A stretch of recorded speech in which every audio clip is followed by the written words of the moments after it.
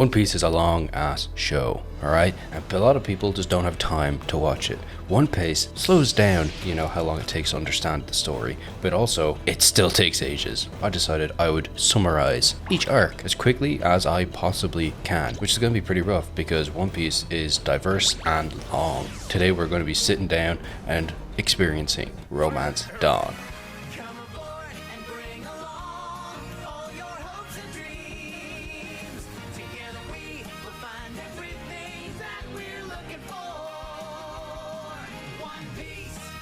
The Romance Dawn arc marks the beginning of the epic adventure that is One Piece, introducing us to a vibrant world of pirates and the journey of Monkey D. Luffy. This arc is composed mainly of the first few episodes of the anime, and the initial chapters of the manga of course, laying down the groundwork for the story and key characters moving forward. The story begins in a small village where a young boy named Monkey D. Luffy sets his dreams of becoming a pirate king. Luffy is inspired by the tales of the pirates, the legendary treasure known as the One Piece, the treasure of Gold D. Roger, which is said to be located at the end of the Grand Line. His fascination with pirates is even further fueled by his friendship with one of the greatest pirates that we grow to know, red-haired Shanks and his crew, who frequently visit his village. Shanks has a significant influence on Luffy, teaching him the values of camaraderie and courage, and basically just being a sound bloke, and imbuing him with the spirit of adventure. Despite Shanks' playful demeanor, he demonstrates his true side by standing up to threats and protecting those he cares about.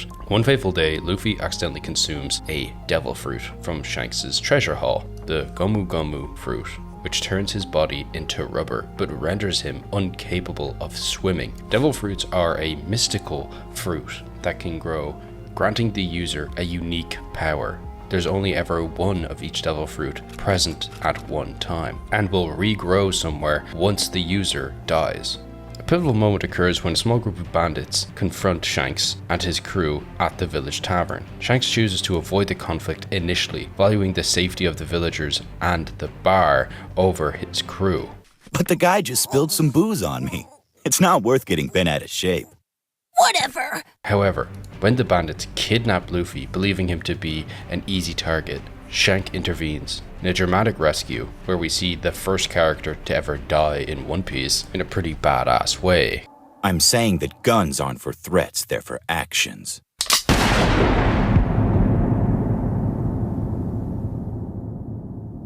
They take Luffy to sea where he cannot swim and falls in the water. Shank dives in to save him when a sea beast appears. Shank loses his arm to a sea king while saving Luffy, showcasing the harsh realities of the pirate life. Before departing, Shank entrusts Luffy with his prized straw hat, a symbol of their bond and Luffy's promise to surpass him as a pirate and become the Pirate King. The moment solidifies Luffy's resolve and marks the beginning of his individual journey. As Shank's ship sails away, Luffy is left with the dream and determination that will drive his adventure in the future. Several years later, Luffy is now a teenager and sets sails alone on a small boat, eager to begin his quest. His goal is to gather a crew to find the One Piece and become the Pirate King, obviously. Luffy's first significant encounter is with a boy named Kobe, who's working as a deck boy for the pirate Avida. Kobe dreams of becoming Marine one day, essentially the police force of the governing body of this world.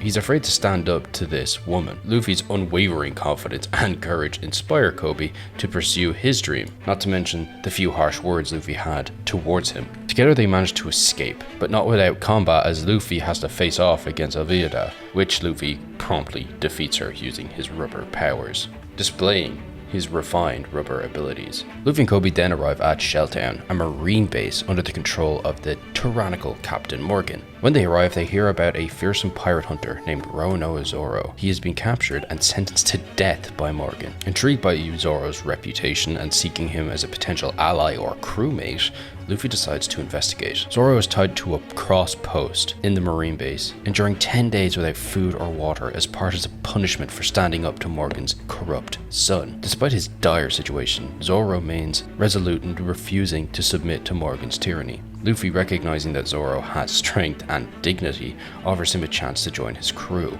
He confronts Helmeppo. He is falsely promised to release Zoro if he survives 10 days. Luffy obviously doesn't take too kindly to this, and it leads to the confrontation with Captain Morgan. The ensuing battle showcases Luffy's extraordinary abilities as he uses his rubber powers to defeat Morgan and his marines, with the help of Zoro and Kobe. During the fight, Kobe also finds the courage to stand up to Morgan himself, and this inspires Luffy's. The defeat of Captain Morgan liberates the town from his oppression and rule, earning Luffy and his companions gratitude throughout the town. With Morgan defeated, Zoro is freed and agrees to join Luffy's pirate crew. Acknowledging that Luffy has strength and determination, Zoro tells Luffy about his dream of becoming the greatest swordsman and aligns with Luffy's quest to find the One Piece. Zoro's primary motivation stems from a promise he made to his childhood friend. Both Zoro and this friend aspired to become the world's greatest swordsman, but tragically, Zoro's friend passed. Zoro vowed to achieve the goal in her place, honoring her memory and their shared dream. He plans to do this by taking on the current world's greatest swordsman, thus taking the title. This swordsman is Mihawk, and is Zoro's ultimate benchmark. Also, throughout this episode, we are seeing a little orange-haired woman walking about up to something. I wonder if we'll see her in the future. As they celebrate in a tavern, the Marines knock on the door. An army of Marines asks if they're really pirates. Luffy, of course, says yes, we are pirates, but the Marines say that they cannot let them stay. They need to leave immediately, and the events that transpired will be reported to headquarters.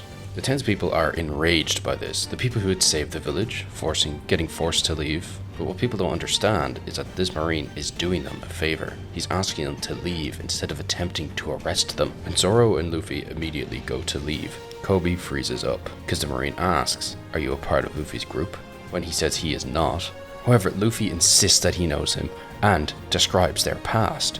Kobe begins to get enraged and punches Luffy. This, however, was Luffy's plan, punching him back, cementing the fact that Kobe and Luffy are not allies. Thus, Kobe will be able to join the Marines. When Zoro and Luffy leave, Kobe is asked, "Who is he?" Kobe responds, "I'm a man whose dream is to become a member of the Marines." Because of Luffy's actions, he is able to join. And just before they're about to set sail, the entire village, including the Marines and Kobe, wave them goodbye and shout to them,